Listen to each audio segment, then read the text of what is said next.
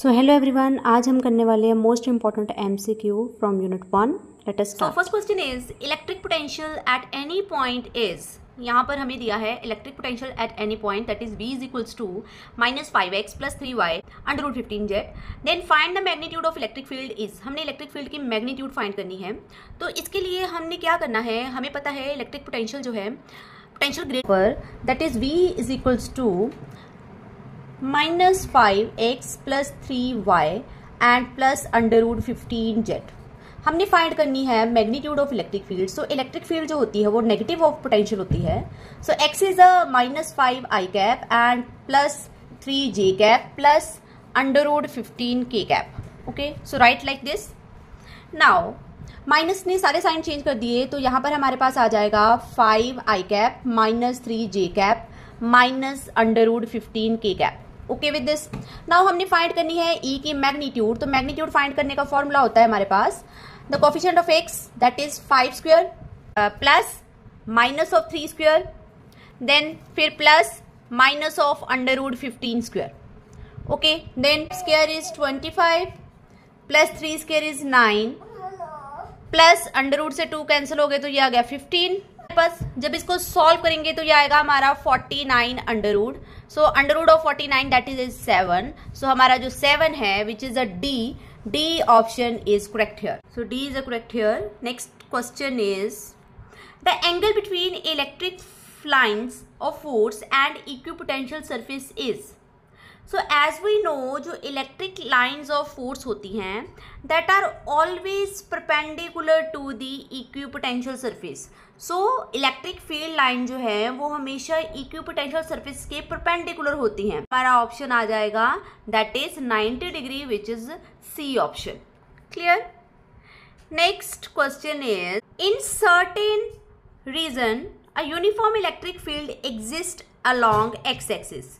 मान लो यहाँ पर हमें क्वेश्चन में क्या दिया है कि यूनिफॉर्म इलेक्ट्रिक फील्ड है, ठीक है, यूनिफॉर्म इलेक्ट्रिक फील्ड है अलोंग एक्स एक्सिस। ओके, सो एक्स एक्सिस में हो गया यूनिफॉर्म इलेक्ट्रिक फील्ड। और अभी हमने प्रॉपर्टी पढ़ी कि यूनिफॉर्म इलेक्ट्रिक फील्ड जो है वो इलेक्ट्रिक फील्ड लाइंस के क्या होगी, परपेंडिकुलर। सो एक्स एक्सिस में वो होगी perpendicular. Now the equipotential surface associated with the field will be. तो इक्विपोटेंशियल सरफेस फील्ड के साथ कैसे एग्जिस्ट करेगी। So first option is equidistance plane parallel to Y Z plane, equidistance plane parallel to X Y plane, equidistance plane parallel to Y Z plane and coaxial cylinders of increasing radii around the x axis. So simple सी बात है कि x axis में तो electric field line perpendicular है, तो ये जो पैरेलल वाली कंडीशन यहाँ पर दो ऑप्शन में बोली है ये तो हो गई गलत। थर्ड ऑप्शन भी यहाँ पर हो गई गलत। एक्स एक्सिस की हो गई परपेंडिकुलर और जो वाई जेड प्लेन है उसके क्या होगी फील्ड लाइंस पैरेलल। ठीक है, so option A is correct. Next question, which of the following is not a property of equipotential surface. So property हमने देखनी है कि कौन सी नहीं है। So they do not cross each other. ठीक है, ये पॉइंट बिल्कुल सही है यहाँ पर कि no two field lines intersect each other. So कभी भी क्रॉस नहीं कर सकती, ये लाइन बिल्कुल सही है, ये this is the property. The rate of change of potential with distance on them is 0। जो rate of change of potential है with distance that is 0 here. ठीक है, so this is also property. So rate of change of potential जो है, जब आप rate of change of find करते हो तो कांस्टेंट आता है इक्विपोटेंशियल सरफेस में वैल्यू। ठीक है, सो rate of minus dv upon dr जब आप फाइंड करते हो तो कांस्टेंट जो है डिफरेंशिएशन यहाँ पर क्या हो जाती है, 0 हो जाती है। सो rate of change of potential with distance on them is 0। Okay, ये भी सही है point. For a uniform electric field, they are concentric sphere. So uniform electric field like this. तो यहाँ पर बनते हैं पैरेलल प्लेन्स। ठीक है, क्या बनते हैं, पैरेलल प्लेन्स। तो ये जो है कॉन्सेंट्रिक स्फीयर पैरेलल प्लेन्स बनाता है। ठीक है, सो डी देखिए, D can be imaginary sphere. तो जितने भी स्फीयर हम बनाते हैं, जो लाइंस बनाते हैं, दीज आर इमेजिनरी लाइन। तो ये भी पॉइंट बिल्कुल सही है। तो हमें पूछा गया है not a property. So option C यहाँ पर इसके लिए प्रॉपर्टी इसकी नहीं है। So option C is correct for 15th question. Clear. So question है, next question, an electron initially at rest, electron initially rest पे हैं, is accelerated through the potential difference of 200 volt so that acquires a velocity of, velocity कितनी acquire करता है, 8.4 into 10⁻⁶ meter per second. The value of E by m of electron will be.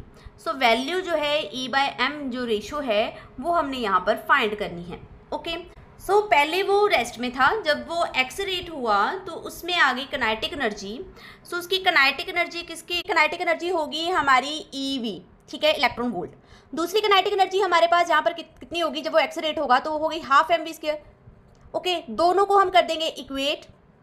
हमने find करनी है यहाँ पर E/m ratio, ठीक है, E/m रेशो हमने फाइंड करनी है। सो E/m है that is equals to half, ये v इधर के डिवाइड इनटू v², ठीक है। यहाँ पर हम करेंगे वैल्यू सब्सटीट्यूट, क्योंकि v की वैल्यू भी हमें दी है, ठीक है, v की वैल्यू हमें दी है 200 और स्मॉल v जो वेलोसिटी है उसकी वैल्यू दी है हमें 8.4 इंटू 10⁻⁶ ये वैल्यू हमें दी है। जब हम इसको सॉल्व करेंगे तो सॉल्व करके हमारा रिजल्ट आएगा, ठीक है, ऑन सॉल्विंग यहाँ नीचे 400 हो जाएगा, ठीक है, ये 0 यहाँ हम सॉल्व कर सकते हैं, 2 इसके साथ कैंसिल हो जाएगा, 2 बार आप इसको लिखोगे, पूरा सॉल्व करने के बाद आपका आंसर आ रहा है 1.76 into 10⁻11। So this is our answer and option A is correct here, ठीक है, तो option A is correct here. Clear? So next question is that is the velocity v acquired by an electron starting from rest। कोई electron है जो start कर रहा है rest से and moving through a potential difference v is shown by which of the following graphs। तो यहाँ पर कौन सा ग्राफ यहाँ पर करेक्ट होगा वो हमने चेक करना है, ठीक है। सो अभी हमने फॉर्मूला देखा है दैट काइनेटिक एनर्जी एक तो होती है EV के इक्वल और एक होती है हाफ mv²। तो हमने वेलोसिटी और यहाँ पर v पोटेंशियल और वेलोसिटी का रिलेशन देखना है। तो आप देख सकते हो यहाँ पर जो पोटेंशियल है that is directly proportional to v²। So v is directly proportional to v², potential is directly proportional to v²। Proportional होगा that is v is directly proportional to v², directly proportional है और square है v के, square के directly proportional है। तो यहाँ पर जो पाथ बनेगा दैट इज पैराबोला, ठीक है, पैराबोला पाथ बनेगा क्योंकि स्क्वायर के डायरेक्टली प्रोपोर्शनल है। अगर बिल्कुल v के डायरेक्टली प्रोपोर्शनल होता तो स्ट्रेट लाइन ग्राफ बनता, बट यहाँ पर पैराबोलिक ग्राफ बनेगा। तो देखते हैं कौन सा ग्राफ यहाँ पर करेक्ट होगा। सो यहाँ पर v is directly proportional to v² है, तो यहाँ पर ये वाला ग्राफ, तो first option is incorrect, first यहाँ पर हो गई इनकरेक्ट, ठीक है। सो नेक्स्ट ये जो है पैराबोला जो शेप होती है that is like this, okay. तो यहाँ पर जो है पॉजिटिव यहाँ से सेंटर पे होता है, इस साइड नेगेटिव होता है, इस side this is a parabola shape. तो यहाँ पर option B is correct here, okay. So next question है that is so the positive point charge plus q is placed at a origin. कोई positive point charge है जो origin पे placed है, जिसका इलेक्ट्रिक फील्ड यहाँ पर हमें दिया है that accelerate the point charge along the x axis, वो एक्स एक्सिस की तरफ एक्सेलरेट हो रहा है। Determine the energy of the charge when it reach the position x is equals to, हमें Ex दिया है that is equals to E0 2x/d plus 3x²/d²। तो हमने क्या करना है, E0 यहाँ पर कॉमन निकाल देना है और यहाँ पर हमने फाइंड करनी है पोटेंशियल। सो हम क्या कर देंगे, इंटीग्रेट कर देंगे इसका।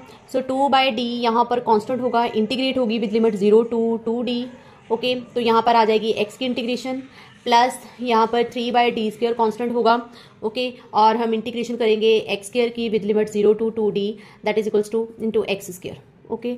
अब हम करेंगे इंटीग्रेट, तो इंटीग्रेट विद लिमिट है, तो फर्स्ट आ गया 2/d, x की इंटीग्रेशन होगी x²/2, तो ये आ गया x²/2, लिमिट है 0 to 2d।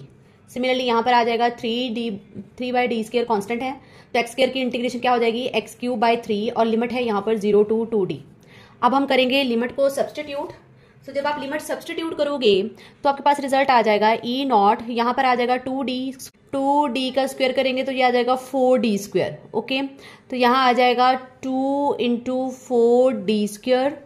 जब zero limit, upper limit minus lower limit करना होता है, जब आप जीरो लिमिट पुट करोगे तो सारी वैल्यू जीरो हो जाएगी। तो यहाँ पर आ जाएगा 4d² अपॉन कितना आ जाएगा 2d, 1d और 1d कैंसिल हो गई, यहाँ पर 2 के साथ 2 कैंसिल हो जाएगा, ठीक है। यहाँ पर बच जाएगा 4d, ठीक है।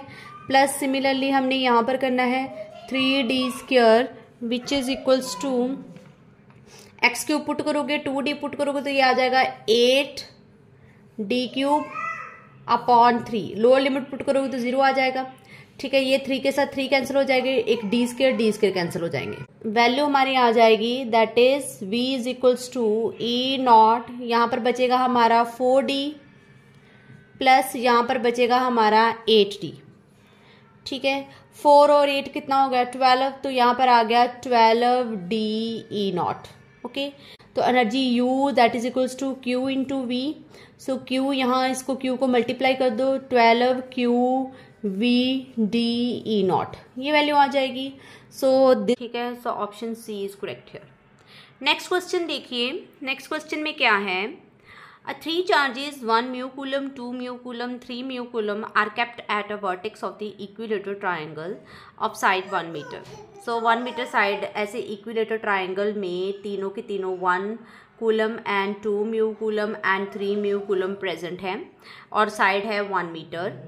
If they are brought nearer so that they now form an equilateral triangle of side 0.5 meter and then work done is. So पहले साइड दी है 1 मीटर, जब इसको ब्रॉट नियरर कर दिया, मतलब पॉइंट को नियर कर दिया, ठीक है, विद द डिस्टेंस 0.5 मीटर, ठीक है, तो एक और ट्राइंगल बन गई, ट्राइंगल बन गई, तो दोनों का हमने वर्क डन फाइंड करना है। तो सबसे पहले आपने क्या करना है, यहाँ पर पहले वर्क डन आप इनिशियल वर्क डन फाइंड करोगे विद रेडियस 1, फिर आप फाइंड करोगे final work done with radius 0.5, okay. तो यहाँ पर जो फॉर्मूला आप यूज़ करोगे that is 1/4 pi epsilon not into Q1 Q2 plus Q2 Q3 plus Q1 Q3 upon R, ठीक है। ऐसे ही आप इनिशियल फाइंड करोगे, R को 1 लेके, फाइनल फाइंड करोगे R को 0.5 लेके, फिर आपने फाइंड कर देना है work done. So final energy minus initial energy, ठीक है। सो फॉर्मूला आपको बता दिया है, ठीक है, और कमेंट करके आपने बताना है कि इसका क्या आंसर होगा, ठीक है। सो कमेंट बॉक्स पे कमेंट करिए इसका क्या आंसर आएगा। सो ये थे आज के numerical problems. I hope you all understand these questions. इसी तरह की और MCQ वीडियो देखने के लिए और न्यूमेरिकल वीडियो देखने के लिए हमारे चैनल को सब्सक्राइब करें, वीडियो को लाइक करें और वीडियो को शेयर करना मत भूलना। Bye bye.